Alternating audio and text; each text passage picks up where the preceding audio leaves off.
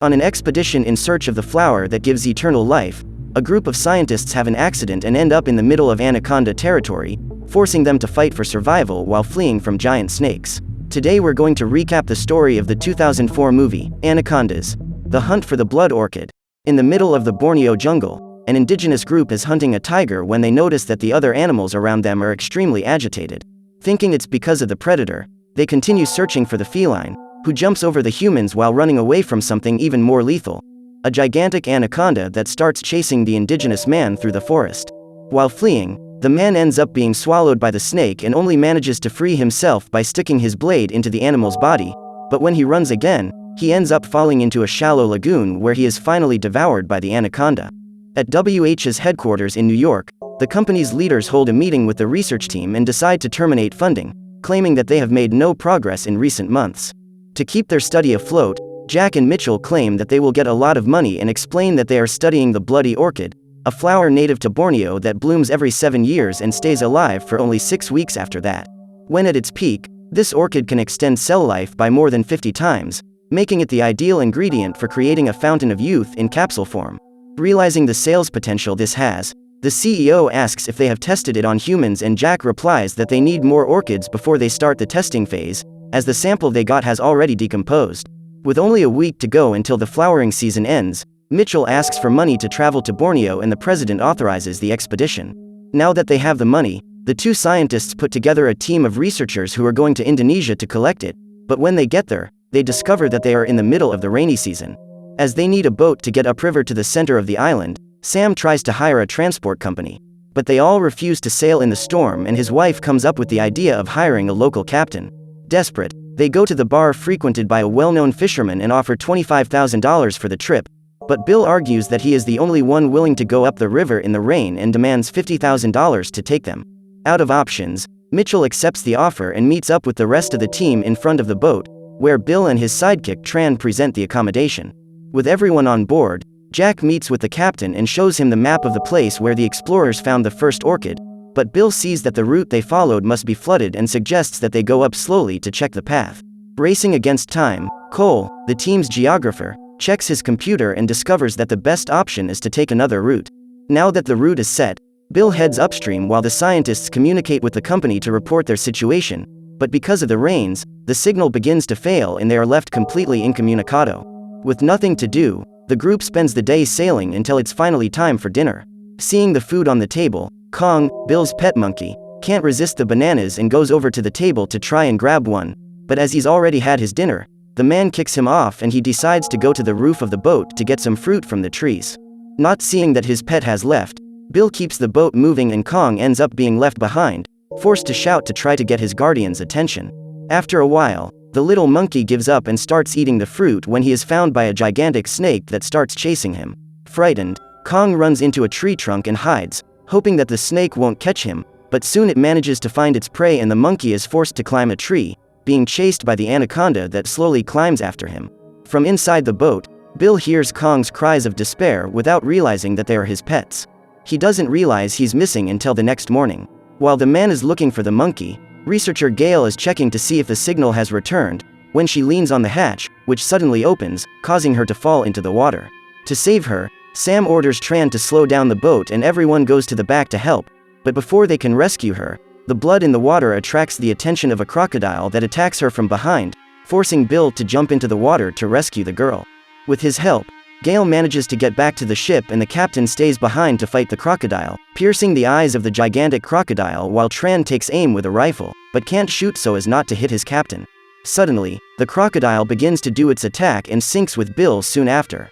After a few tense seconds, the man emerges safe and sound and removes his knife from the lifeless crocodile's head, returning to the boat like a true hero. But before they know it, the giant snake appears behind them and devours the carcass of the knocked-out crocodile. Unaware of the risk they are taking, everyone gathers around the table while Ben stitches up Gail's arm, but while they are distracted, Kong falls into the middle of the group out of nowhere, giving them all quite a fright. After calming down his monkey, Bill goes to Jack and asks to talk in private. In the cabin, the captain warns that the river is getting fuller and says that they will have to go around another way, but knowing that this will delay the trip by 2 days, Jack offers Bill another $50,000 to ignore the risks and go ahead anyway. With the deal done, The captain leaves Tran in charge and goes to rest, but wakes up at dawn when he realizes that the logs in the water have damaged the rudder. To fix the boat, Bill tinkers with the engine and then tries to speed up the boat, but the propeller is totally jammed and they end up missing the turn-off, heading towards an extremely rough waterfall. With no way to save himself, Bill just watches as his boat plunges downstream and sinks into the shallows. With everyone adrift, the captain orders them to swim towards the shore without suspecting that the anaconda is right behind them and almost devours Sam. But at the last second, the woman manages to get out of the water and the snake decides to turn around for no reason. Now that the boat has been destroyed, the survivors begin to check the remaining equipment and discover that there is only one telephone left, which by some miracle still has a signal. Knowing that it will take days for the nearest patrol to reach them, Bill decides that he will call a friend who sails in the area and arrange to meet him on the shore a few kilometers ahead. The man then says that if they go around the water, it will take them 2 days to reach the rescue point, but that if they cut their way through the forest, they will arrive before nightfall. Even though it's dangerous, the group accepts the suggestion and Bill calls his friend John to arrange the meeting point. With everything settled, the man ends the call and leads the group through the jungle until they reach the edge of a river. With no way around, Bill decides to walk across and the scientists follow, without realizing that the anaconda is already swimming around them. Suddenly, Cole feels something passing between his legs and calls out to his companions to warn them, but Bill thinks it's just a fish and tells them to keep moving.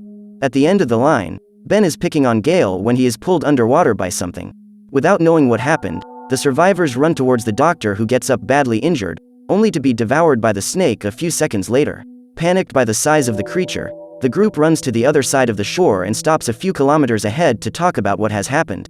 Trying to calm them down, Bill says that anacondas are territorial animals, so they shouldn't meet any more on the way, and as this one has just fed, it will be a few weeks before it feels hungry and hunts again.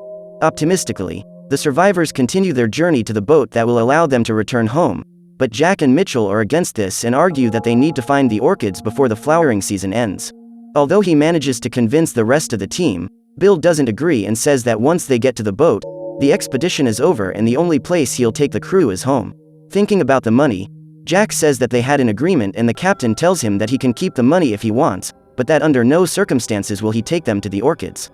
With that cleared up, Bill returns to leading the group and tells Sam about the deal he made with Jack to continue following the route, blaming himself for having accepted the extra $50,000 and for Ben's elimination. A few kilometers ahead, the group is passing through high bush when Mitchell notices a gigantic leech behind Cole's neck.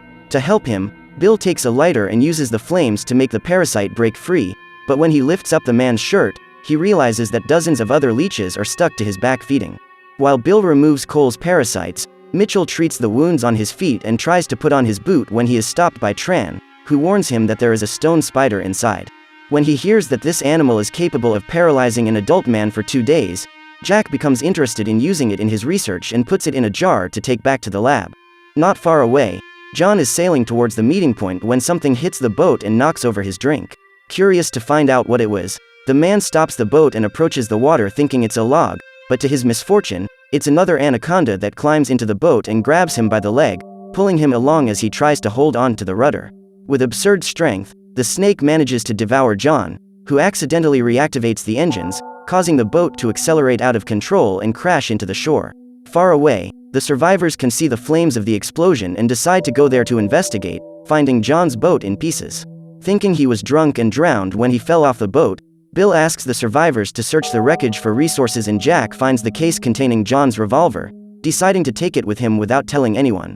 Even with the explosion, the group manages to find valuable resources and Mitchell takes the fuel tank while Tran finds a bag full of flares. Tired, everyone in the group sits down to recover their energy and Mitchell is curious to see the carcass of some fish on the shore, wondering what animal could have done this. Knowing the area, Tran says it was the natives and that there must probably be a village nearby. So all they have to do is find the village so they can borrow a boat and return to civilization. With their new goal set, they walk through the woods again until they find John's body covered in wool next to a tree. Realizing that he has been expelled by an anaconda, Bill comes to the conclusion that there are more snakes in the forest and claims that the one that devoured John must still be hungry, as it put the food out in the middle of digestion. Confused, Gale recalls that he said that anacondas are territorial and Bill confirms the information, but adds that during the breeding season, the males start wandering around the forest looking for a female. In other words, there must be dozens of hungry snakes around them. Racing against time, the survivors continue their journey and finally reach the village. But unlike what they had imagined, they find the place completely empty. Except for a lifeless anaconda with the body of an indigenous man inside it. With no one to talk to, the group goes to the pier and discovers that the natives have taken all the boats during their escape, so they will have to build one with their own hands if they want to return home. Together, the survivors begin to dismantle the indigenous huts and use the materials to build their own raft. While everyone is working, Jack takes a break to wash his face and finds an orchid stuck in the basin, and is extremely excited by the discovery. Excited, he calls Sam to see his find, and they finally understand why the anacondas are so big, because thanks to the properties of the orchids, the snakes are living longer and their size is getting bigger and bigger.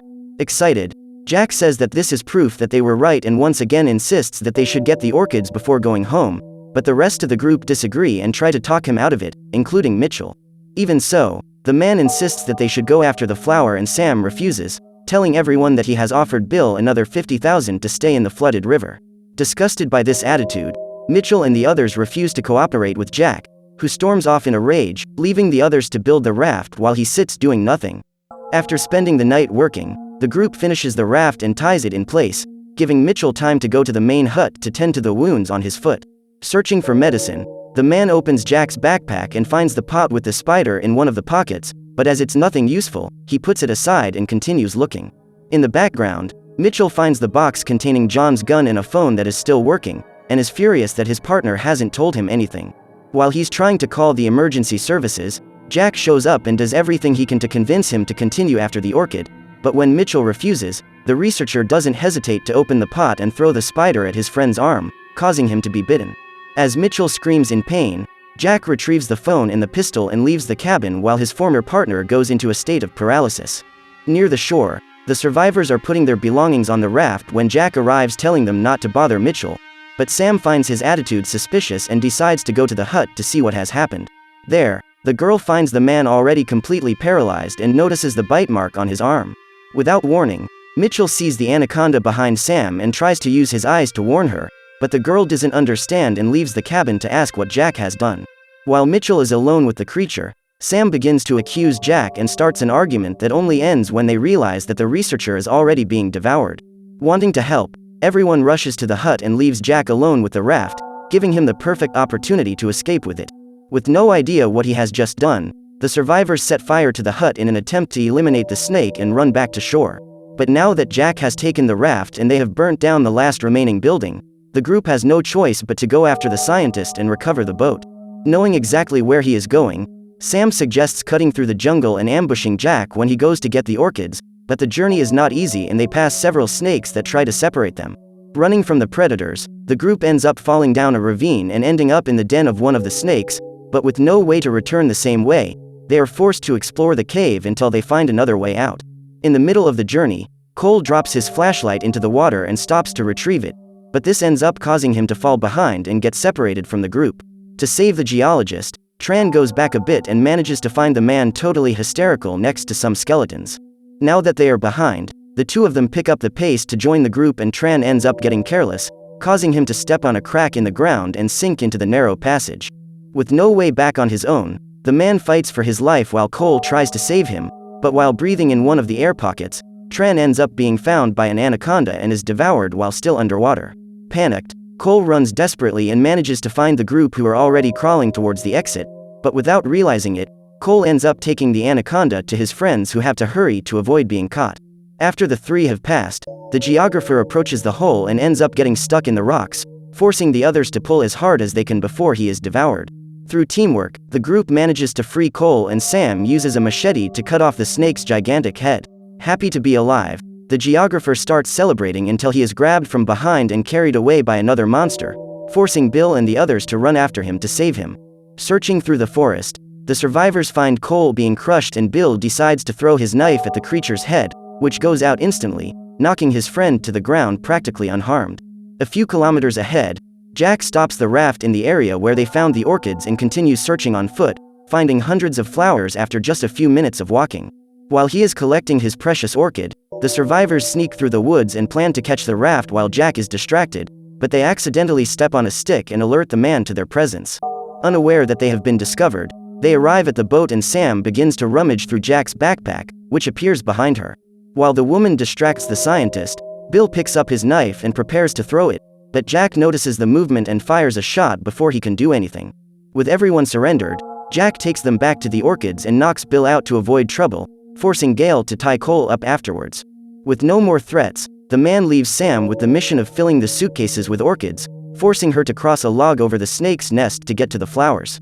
Fighting against the panic, the woman manages to balance herself and reaches the flowers on the other side, but as she's crossing back over, the trunk begins to give way and Jack orders her to throw down her rucksack. Left with no options, Sam obeys and Jack prepares to leave when Bill appears and surprises him with a punch in the back, causing the scientist to drop his suitcase a few meters from the nest. As he is injured, Bill ends up at a disadvantage and is knocked out by Jack, who lets him go after the backpack, but as soon as he retrieves the orchids, the man ends up being bitten by the stone spider that managed to escape from the pot. While being slowly paralyzed, Jack ends up slipping off the ravine and falling into the middle of the nest along with his backpack, being devoured by the snakes while still alive, just like Mitchell. A few meters up the path, Cole and Gale try to help Sam, whose leg is caught in a vine. With so much weight, the trunk gives way and the girl hangs upside down, becoming the target of one of the anacondas in the nest. Panicked, Sam begins to struggle and the vine ends up giving way under her weight, causing her to fall among the anacondas just like Jack. By some miracle, she manages to stay safe and climbs out of the water without becoming a basilisk lunch. But even so, one of the snakes chases her and attacks Gale, who defends herself with a gallon of fuel, leaving the mutant creature's mouth full of flammable liquid. To end things once and for all, Bill takes Jack's revolver and tries to shoot the anaconda, but to his misfortune the gun is out of ammunition and in the end it's Cole who saves the day. With a flare gun, the man shoots the snake in the mouth, which begins to catch fire and falls back into the nest, exploding next to the other anacondas and causing a landslide that eliminates them all. After so much suffering, the survivors can finally get on the raft and return home safe and sound together with Kong. So what did you think of this movie? Leave it in the comments below. And if you like the video, like and subscribe for more movie recaps. See you next time.